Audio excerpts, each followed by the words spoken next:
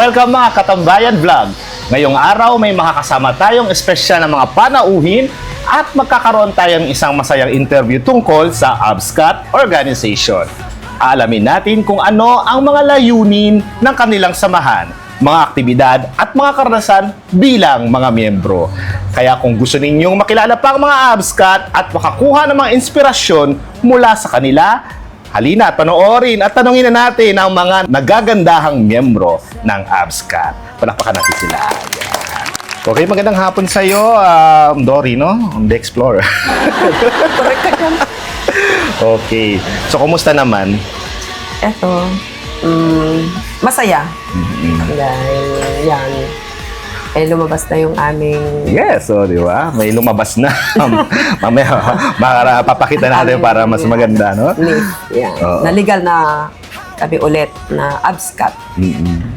Okay. So, unang tanong, no? Para mas maintindihan namin kung ano ba ang ABSCAT, ano ba ang kanilang mga aktibidades, mga layunin, at saka syempre, paano nabubuo yung inyong samahan, no? Ano ba ang pangunahing layunin ng ABSCAT? Ang pangunahing layunin ng ABSCAT ay ang magbigay ng saya, tanggal ng stress, kahit minsan lang sa isang linggo naman, di ba? Dahil pare-parehas tayong nagtatrabaho ng isang linggo. So, yung isang araw naman ng linggo, time naman siguro ng pagre-relax. Na magkakasama ng mga membro ko. Kailan ba nabuo itong ABSCAT? 2024. 2024. So, paano nabuo ito? Kayo ba ay magkakakilala na noon? Samahan lang po ng mga magkakaibigan. Kaibigan. Tapos, ay gumawa tayo ng wala namang pangalan dati. Yun, karoon ng pangalan dahil sa tulong ng Kalipi na si founder at si Vice Mavic. Sila ang tumulong para magkaroon ng pangalan ABSCAT. Yung mga narito, mga miyembro, no? Mga miyembro. Matagal ng miyembro. Matagal. Simula nag-umpisa. Ang matagal, ayan si Sheila. Sheila, kasi 2 years Sheila. na yan. Oo. Ito, mga 1 year. 1 year. Si 1 year. Melody at saka si Tonet. Okay, so at least matatagal na. May 1 year, may 2 years, di ba? Ano ba ang naging proyekto nyo o magiging proyekto nyo na inihahanda ngayon sa Barcelona? Ang proyekto namin na inahanda ngayon, ang pinaplano ko, mag solidarity, tawag ba doon? Pang Pilipinas, yung magpa-feeding program. Yes. Na momento, yun muna siguro. Paano nyo kayo makakapag-feeding program? Example, kung may uuwi sa amin, magpi-feeding sa lugar nila. Okay. Ganda yun. Kung ako may anak din, pwede na ako magpa-feeding sa lugar namin. Dalawa, sa Pangasinan at sa Pampanga. Ilang beses sa taon? Beno. Siguro sa akin, try kong dalawa. Kung sinong uuwi pa sa mga member, at least 2 to 3 siguro.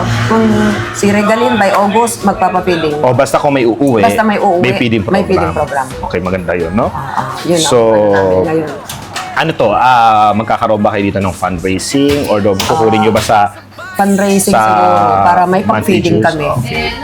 Fundraising para may pang-feeding. maganda ang naging layunin kasi nagsasaya tayo dito at at the same time nakakatulong din tayo sa Pilipinas, no? Lalo na ngayon, no? Mahirap.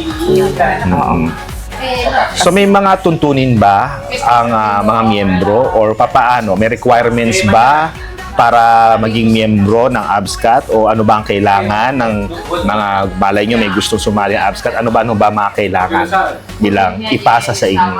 Wala naman. Wala naman kailangan. Lahat naman tayo pwedeng matuto naman sumayaw, di ba? Kahit hindi siya marunong sumayaw. Welcome lahat naman. Mapababa. So pinaka-main activities nyo pagsasayaw? Pagsasayaw. So naiimbitahan kayo, no? Oo, naimbitahan na kami lahat ng mga asosasyon dahil kilala naman ng ABSCAT. Oo.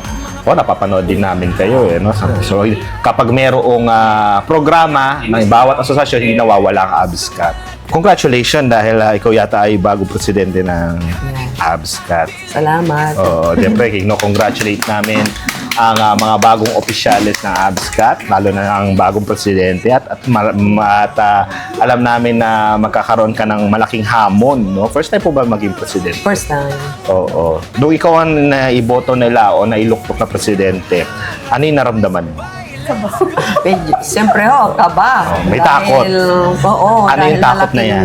Kung noon nagsasayaw lang ako, yun lang ang responsibilidad ko. Ngayon, hindi. Oo. Grupo na yan, tao Claro. na. Grupo na malaki. Malaki Lumaki responsibilidad. ng responsibilidad na. Hindi nga biro ang maging Hindi na presidente. no? biro yun. Okay lang maging Kasi- member, pero member, presidente, kasi malaking responsibilidad. Hindi ka man, noon pasaway ka, ako nung member ka, pero pag Oo. ngayon president ka, nako. Kasi cargo mo lahat. Cargo. Oo. So, At yun, gusto ko rin hindi mawala lang yung abscat, kaya eksakto. Oo. Dahil napamahal na sa iyo ang ABSCAT. kasi sabi ko, sayang. Bakit mahalaga ang ABSCAT sa inyo? Bilang ako, gusto ko kasi ako nagsusolo dito sa Barcelona. Siyempre, nandyan silang lahat sa akin na nagpapasaya sa akin, na nagsasama-sama kami sa mga problema, iyakan, tawanan. Ako number 1 na iyak. Ayun, sila tulad ng ng aming presidente. Anong ginagawa mo dyan? Punta din sa bahay. Yun, hindi kami nagpupuntahan kami sa bahay para kami magkasayahan. Ganun po. Sa iyo, bakit mahalaga sa iyo ang ABSCAT? Yan. Simula nung nag-join po ako sa ABCATS is napalawak yung kaalaman ko kasi bago lang ako sa Barcelona.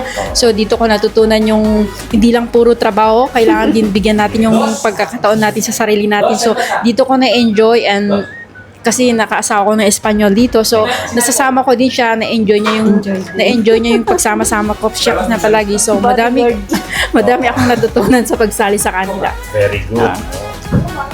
Dito ko nabago yung sarili ko. Nagkaroon ako ng panahon para may pakita yung gusto ko. Gusto ko noon pa. Talentong ang pagsasayaw, yung talento kong pagsasayaw. Kaya yun, tapos nagkaroon na kami ng magandang pagsasama at yung mga mahalagang bagay na tulad ng pagtanggal ng stress, yan, nabigyan kami ng pagkakataon na magkaroon ng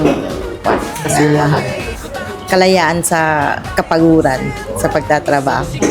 Kakasama-sama tayo, nagkakaroon tayo ng banding at magandang samahan at lalong higit ay nakikilala natin ang bawat isa sa atin, ang ating mga ugali at dito tayo nakakabuo ng magandang samahan. Sa ABSCAT, nabuo yung aming samahan. Tapos dito kasi ako nag-umpisa magsumba-sumba, no? At saka nag-i-enjoy ako sa mga kasama nila. Although na gusto ko nang umalis, pero gusto ko talagang sumayaw. Siguro ito yung aking passion, kaya hanggang ngayon nandito pa rin ako. Lunes, Biyernes, puro trabaho. So, saan pa tayo pupunta, di ba? Kailangan meron din tayong mga relaxation. No? Meron din tayong mga pinupuntahan, mga kaibigan, katropa, kabanding. Para hindi nakakapagod mag-abroad. No? Para hindi tayo, yung parang nagiging mabilis tumanda. So, balance lagi, di ba? Dahil ngayon, ikaw ay bagong presidente, no? Ikaw na ang bagong namumuno sa organisasyon ninyo, no? Meron ba nga yung malaking hamon na kinakaharap mo sa pagpasok mo pa lang bilang bagong presidente? Wala pa naman. So, bigyan nyo nga. Mga members, bigyan nyo nga.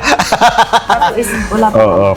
Wala At kung pa meron, namang problema. at kung sakali man na magkaroon ng malaking hamon, no? Hindi biro pagiging pamumuno, no? Ng mga tao, kasi iba-iba ugali niyan. Yan, tama. Paano mo pagkahandaan ito? Anong gagawin mo? Hahabaan ko ng pasensya. Eksakto, no? Very good. Kasi ang presidente, no? Pag tinanggap mo pagiging presidente, diyan masusukat ang pasensya, unawa, at saka pagtsatsaga. No? Okay. So, anong plano ng organisasyon sa future? Sa future naman, ang gusto namin ayun, Yung momento siguro, yun nga, magpa-racing Fundraising? para Mga magkaroon ng mga events? na Mga anong either klaseng events? For TikTok example? or TikTok. Yung singing ginawa nyo contest. last, Oo, no? Kasi sa TikTok, ikilala na kami. Oo. O singing contest. Singing contest. Na yung may level, Oo. pambata, medium. So, pag nag-events kayo, magkakaroon kayo ng fun and then may proceeds, tutulong nyo doon Ito sa sa Pilipinas. bansa, sa Pilipinas, no? Very good, no? Yes, yun yung amin ngayong project. Okay. So at least nagkakatulungan lahat ng mga Pilipino dito para sa ikagiginhawa ng bayan natin sa Pilipinas, no? Okay. So, at syempre, ang matagal nyo nang inihintay, ibibigay na namin sa iyo, no? So maraming salamat sa inyo sa pagpapaunlak sa panayam ng Katambayan Channel at sana maraming matutunan ng ating mga kababayan at sumali din sa mga ganitong klaseng organization para mas hindi sila ma-stress sa buhay. Hindi lang puro trabaho. Siyempre, kailangan makihalubilo din sila sa mga bata, mga masasaya. Sumaya kayo sa Abscat at kontakin nyo lang si Dory, no? Si Ate Dory, kontakin nyo lang at hanapin nyo lang ang bag niya dahil the Dory the Explorer lagi nila. So maraming salamat at congratulations kaya mga katambayan, ano pa hinihintay ninyo? Sumayin na kayo sa Abscat kung gusto nyo magsaya, mag-enjoy at higit sa lahat, join kayo. Welcome po kayo. Lalo na magsumba. Magsumba. No? So kontakin nyo na, hanapin nyo na si Dory, no? Nandiyan lang yun sa Tabi-tabi. sa tabi-tabi. Kaya thank you very much and congratulations. Yay!